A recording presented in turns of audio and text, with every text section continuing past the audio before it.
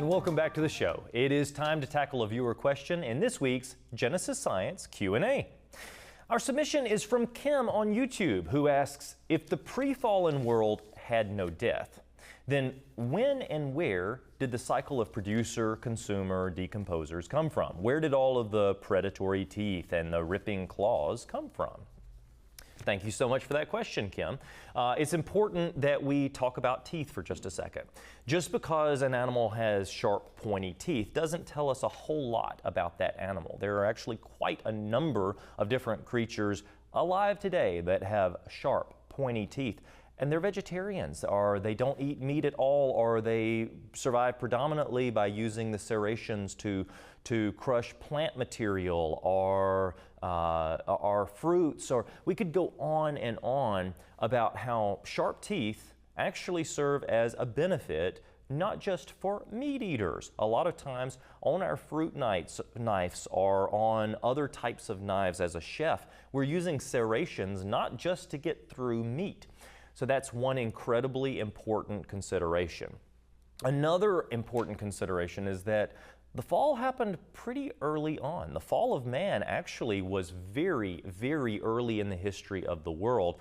And I do have to believe that God in His infinite wisdom knew that there would be a cycle of death, disease, suffering, and even predation very, very early on. And by the time of the flood, we see a lot of predation.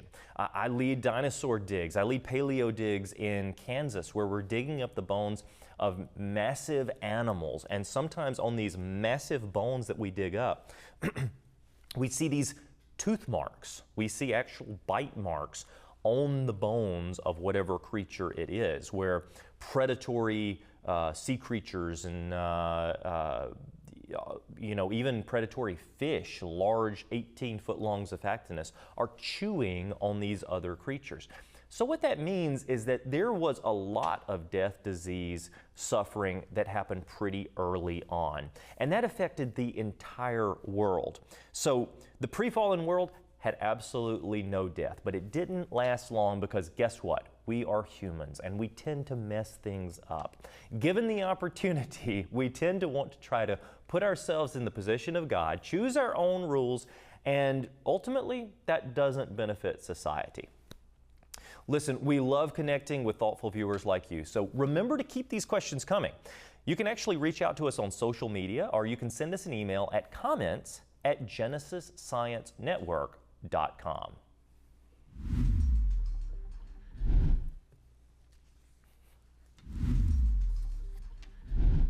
And now if you're interested in learning more about this week's Q&A topic, we have a fantastic resource for you.